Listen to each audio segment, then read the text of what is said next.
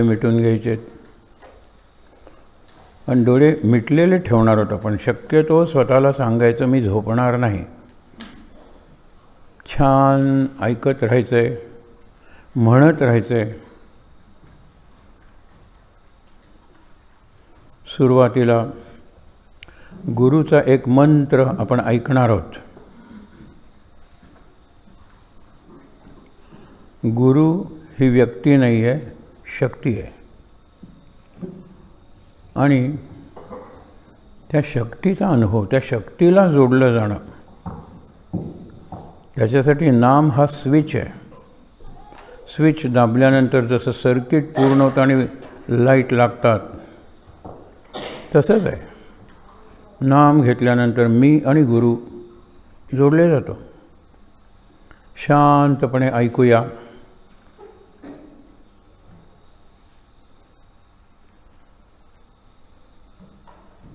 डोळे बंदच.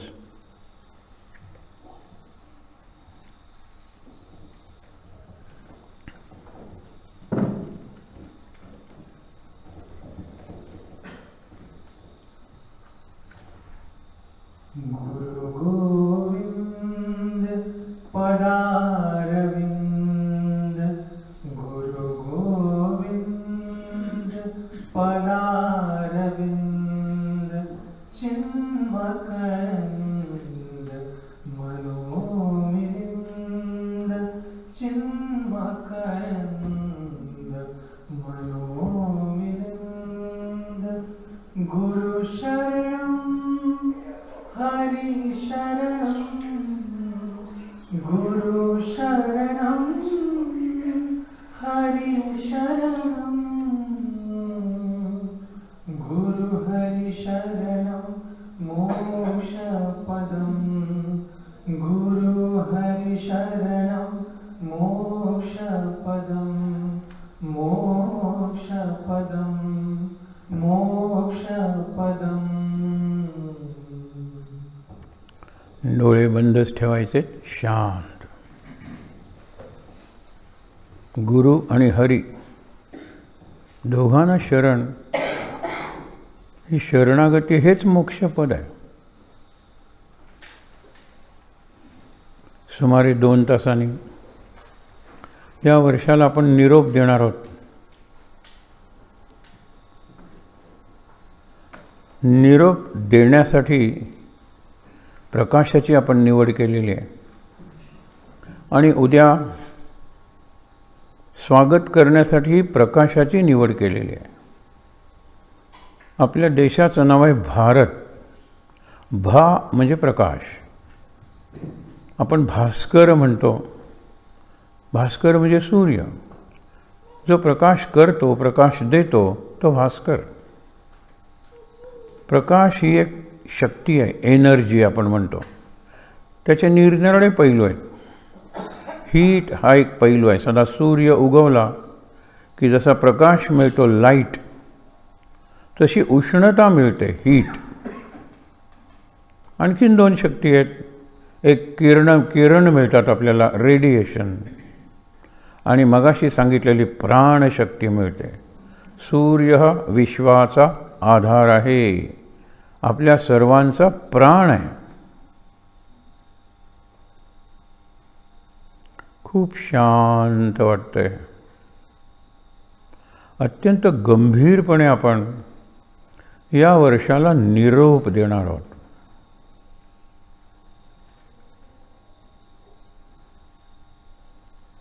निरोप देताना नामस्मरण किंवा नामजप. स्मरण हे मनात असतं, जप हा मनातही चालतो, तसा जनात म्हणजे लोकांच्यातही म्हणता येतो. आपण एक जप म्हणूया, म्हणजे 2-3 प्रकारांनी म्हणूया. याचं आपण यापूर्वीही केलेलं आहे. आपण जेवलेलो आहोत म्हणून आपला श्वास जास्त वेळ टिकणार नाही, तरीसुद्धा आपण ओंकारात्मक रामनाम घेऊया. मी तुम्हाला करून दाखवतो. नेहमी आपण मंत्र म्हणताना श्रीराम जय जय राम.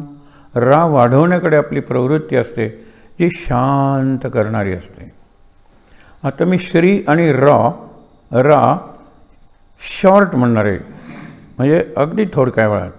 आणि म जो आहे तो ओम असा वाढवणार आहे. राम. आता मी एकदाच हा मंत्र म्हणतो, नंतर सगळ्यांनी बरोबर म्हणायचं आहे. आपल्यापैकी कुणाचा जास्त टिकेल, शेवटच्याचा संपेपर्यंत पुढचा आपण मंत्र सुरू करायचा नाही.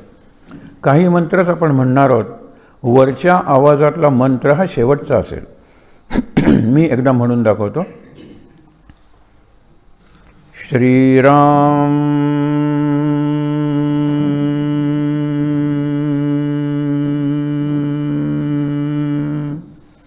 जय राम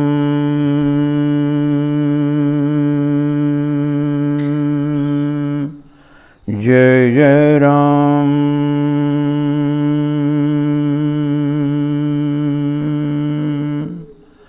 भ्रमर म्हणजे भुंगा, गुंगुल्लो आपण जो म्हणतो तो, त्याचा आवाज असतो भ्रामरी. एका अर्थाने इथे जर आपण 50 माणसं असो,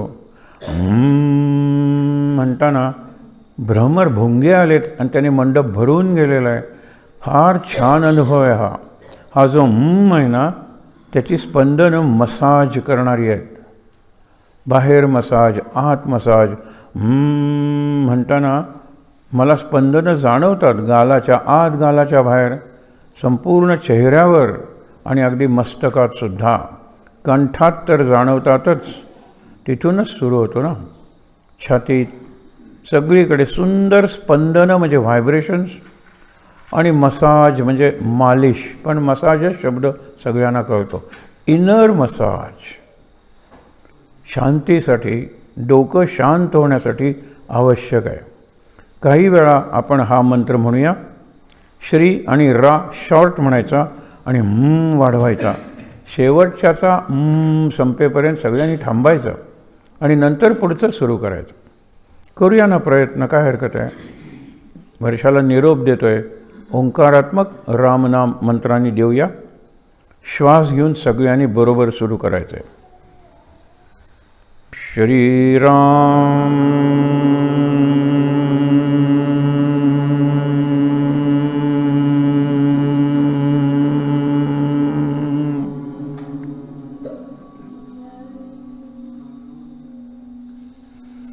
जय राम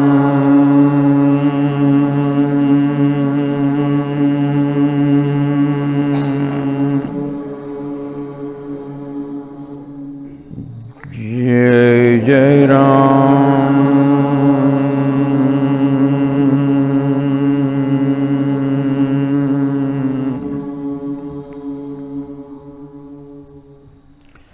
श्री राम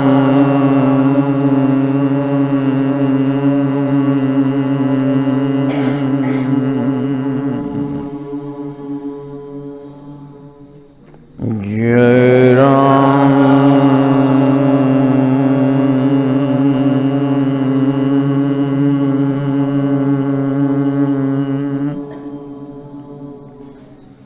जय जय राम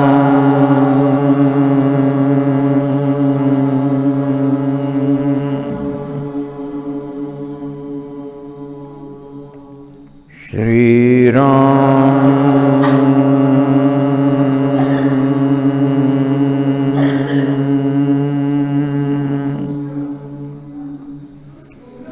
जय Ram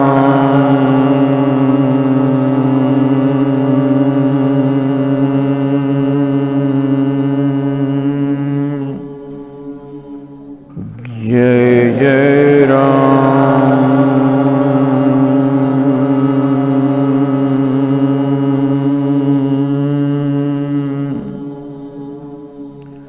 Shri Ram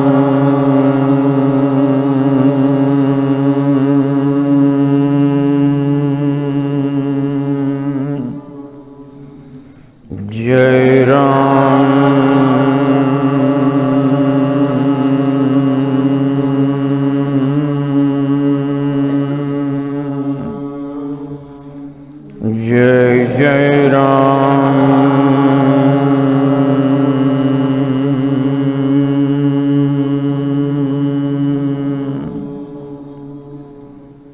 Shri Ram.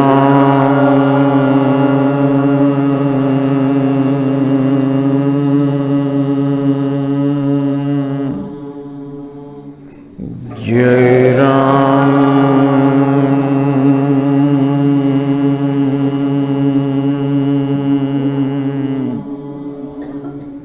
Jai Jai Ram.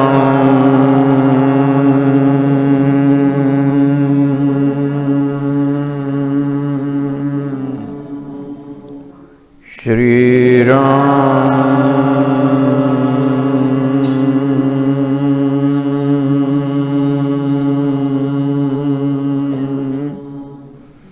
Jai Ram.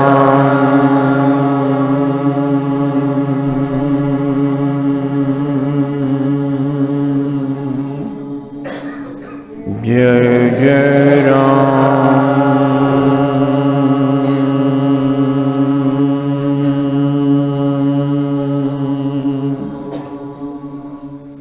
Shri Ram.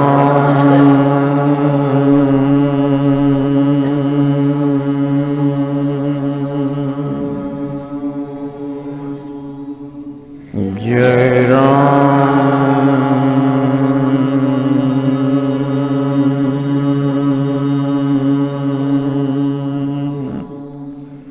Jai Jai Ram.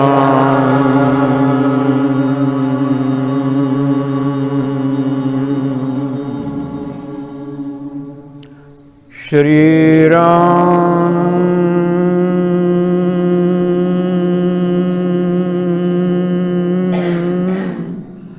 Jai Ram.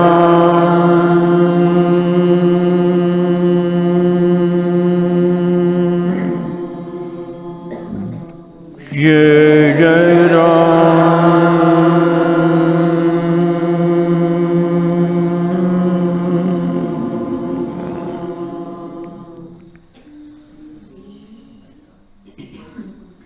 खूप छान वाटतंय, शांत वाटतंय.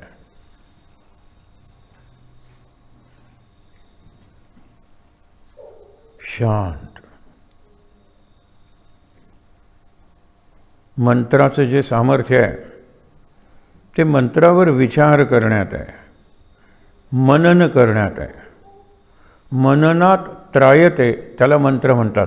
म्हणजे मननातून माझं रक्षण करतो. आता काय मनन करणार आहात, जाऊ दे, उच्चाराकडे आपण लक्ष देऊया. जो बोबडा माणूस आहे, लुडबो आपण म्हणतो, त्याला र नीट म्हणता येणार नाही, हरकत नाही.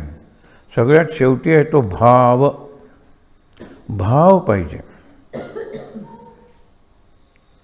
जगाचे 3 भाग केले होते. एक राम, दुसरा साधू राम आणि तिसरा रामदास. काननगडला आपल्याला इथून सहज जाता येतं. कर्नाटक केरळच्या बॉर्डरवर, केरळमध्ये अगदी सुरुवातीला, तिथे पप्पा रामदास होऊन गेले. रामदासच ते, परंतु सज्जनगडच्या रामदासांशी गोंधळू नये म्हणून सगळ्यांना ते वडिलांसारखे होते, पप्पा रामदास. त्यांनी ज्या वेळेला रामनामासाठी घर सोडायचं ठरवलं, त्यावेळेला त्यांचं लग्न झालेलं होतं आणि त्यांना एक मुलगीसुद्धा होती. तळमळ होती. ती तळमळ त्यांच्या वडिलांच्या लक्षात आली आणि एक दिवस घरातच थांब म्हणाले वडील त्यांना, मी तुला मंत्र देतो. आणि त्यांनी हा मंत्र दिला, 13 अक्षरांचा मंत्र, श्रीराम जय राम जय जय राम.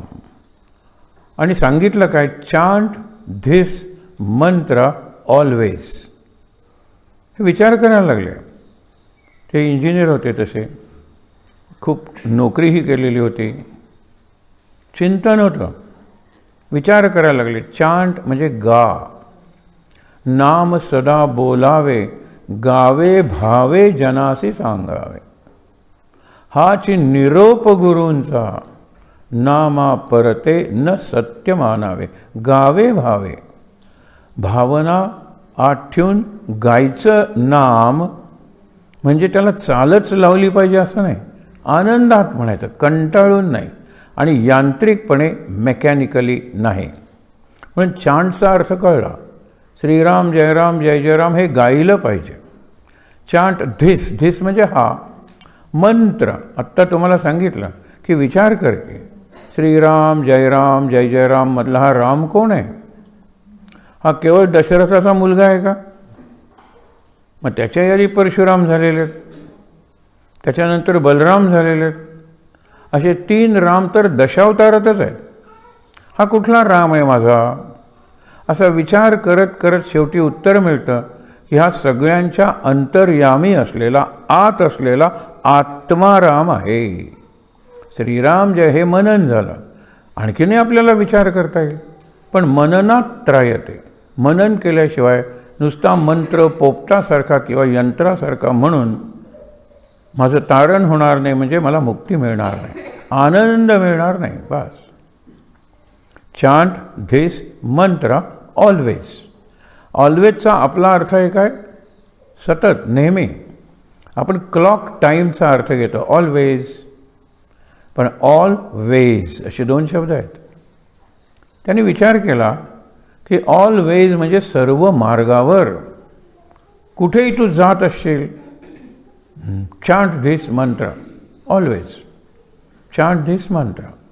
मग त्यांनी इतका सूक्ष्म विचार केला, किती सोपं आहे हे, किती साधं आहे. मला वडिलांनी आत्ता या कॉरिडॉरमध्ये घराच्या थांबून हे दिलेलं आहे, मंत्र दिलेला आहे.